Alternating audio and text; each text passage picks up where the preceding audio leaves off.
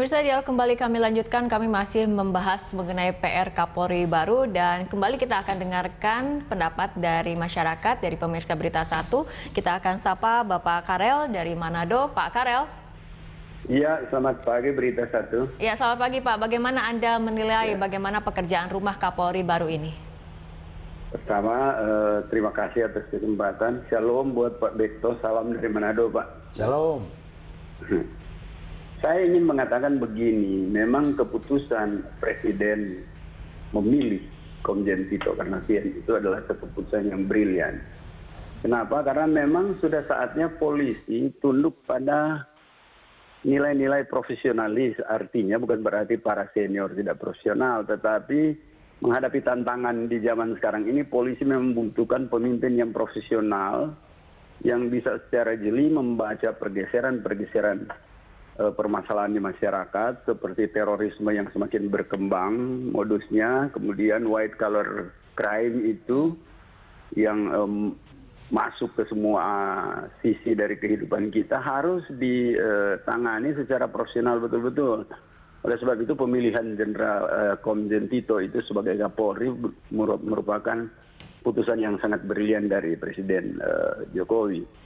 Yang kedua, memang pekerjaan rumah yang paling sulit pertama adalah internal Polri, saya kira. Oke. Bagi Jenderal Tito ini, internal Polri memiliki berbagai masalah. Nah, itu harus ditangani secara serius. Pertama, tidak berbenturan dengan kelompok-kelompok yang saya, walaupun orang mengatakan tidak ada faksi, tetapi dengan model seperti ini pasti akan ada faksi di dalam. Ada kelompok yang tidak senang tentu dengan kebijakan-kebijakan baru.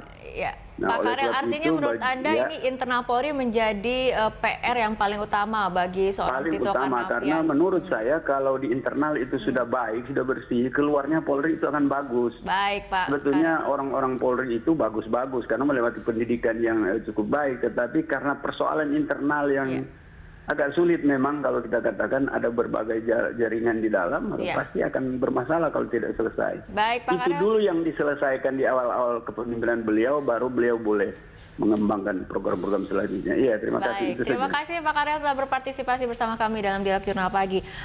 Pak Bekto, ini lagi-lagi masyarakat ataupun tadi dikatakan oleh Pak Karel memang mengatakan ini internal Polri dulu dibereskan seperti itu karena ini pasti Pak Tito menemukan sejumlah benturan kepentingan, ada faksi-faksi seperti itu. Tanggapannya Pak Bekto? Yang saya tahu Pak Tito sudah sangat menyadari ini. Maka yang disampaikan di DPR nomor 1 langkah pertama adalah pembenahan internal.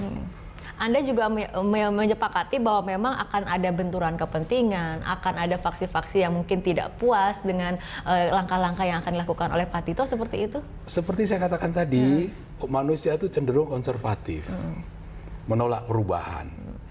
Tapi ini harus dipaksa, mau tidak mau. Ini tuntutan zaman. Atau mau dipaksa sama masyarakat, atau mau dipaksa sama negara, harus berubah begini begitu. Yang bisa merubah, yang paling tahu itu kan polisi sendiri. Pak Tito sangat tahu. Jadi nomor 1 dilakukan adalah pembenahan internal. Yang kedua, dia tetap membangun soliditas. Meskipun ada resistensi dan sebagainya, tapi tetap harus solid. Perangkat-perangkat aturan sudah ada. Jadi kalau membangkang, tidak mau, ya dikasihkan punishment dan sebagainya. Begitu apakah caranya. kemudian nantinya adanya resistensi atau tadi dikatakan namanya juga ada yang konservatif, ada yang tidak mau berubah, ini akan mempengaruhi kinerja seorang Tito Karnavian sebagai Kapolri baru dilihat dari internalnya sendiri? Tidak. Saya pikir tidak. Ya. Soal senior ini selalu yang diributkan soal senior terus. Coba kita lihat bagaimana dulu Pak Prabowo memimpin senior-seniornya. Kita lihat bagaimana Pak SBY dulu memimpin senior-seniornya. Saya juga punya pengalaman, ya. Saya memimpin senior, ya. Banyak sekali, bahkan wakil saya yang senior 8 kali, ya. Bisa diatasi. Yang penting adalah menempatkan diri, ya. Tugas sudah jelas, apa yang harus dilakukan. Ya, undang-undang semua sudah ngatur, peraturan-peraturan internal, peraturan-peraturan Kapolri ada, perangkat-perangkat itu ada. Yang paling penting tuntutan profesional. Profesional itu apa sih? Ahli di bidangnya. Profesional itu apa sih? Bekerja berdasarkan etika profesi. Dan yang ketiga adalah harus dapat dipertanggungjawabkan. Akuntabilitas itu bukan hanya akuntabilitas internal, akuntabilitas itu pada dasarnya ada 4, ya. Akuntabilitas kepada negara yang internal, nanti eksternal, terus kepada masyarakat, termasuk kepada media, kepada LSM, kepada organisasi non pemerintah dan sebagainya. Itu Pak Tito sangat paham. Jadi mana-mana yang harus dilakukan, ya.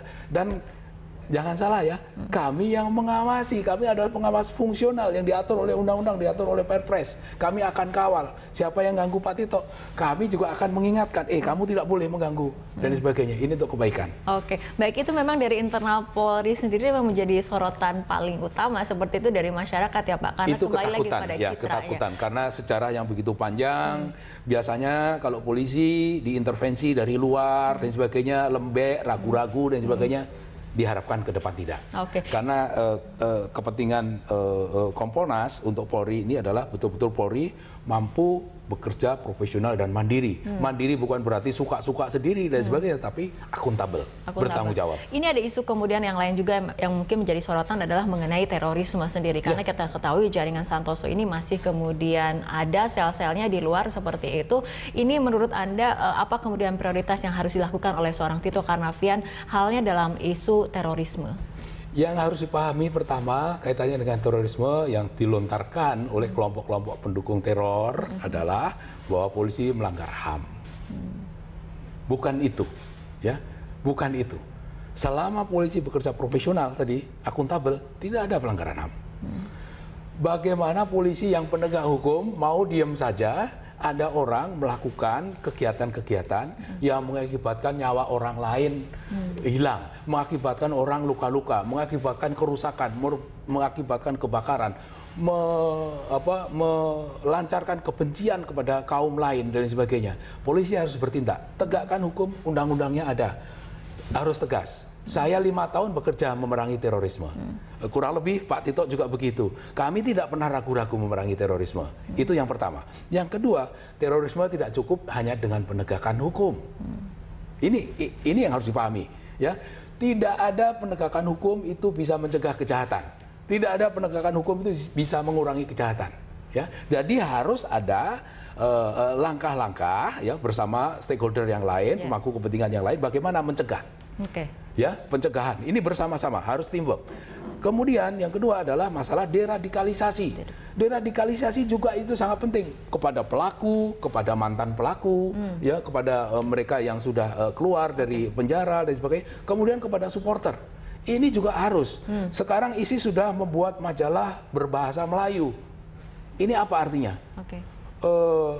Mereka sudah mengincar supaya orang Thailand Selatan, orang Malaysia, orang Singapura yang berbahasa Melayu, orang Indonesia, orang Filipina Selatan dan sebagainya untuk mensupport ISIS, mereka melakukan kegiatan-kegiatan di negara kita ini. Polisi harus tegas. Baik, Pak Bekto tadi sempat menyinggung bagaimana kerjasama dengan stakeholder. Nah, ini bagaimana kemudian di bawah kepemimpinan nantinya seorang Tito Karnavian, polisi ini menjalin kerjasama ataupun koordinasi yang baik dengan lembaga penegak hukum yang lainnya. Tapi kita akan membahasnya di segmen berikut. Pemirsa tetaplah bersama kami, Jurnal Pagi akan segera kembali sesaat lagi.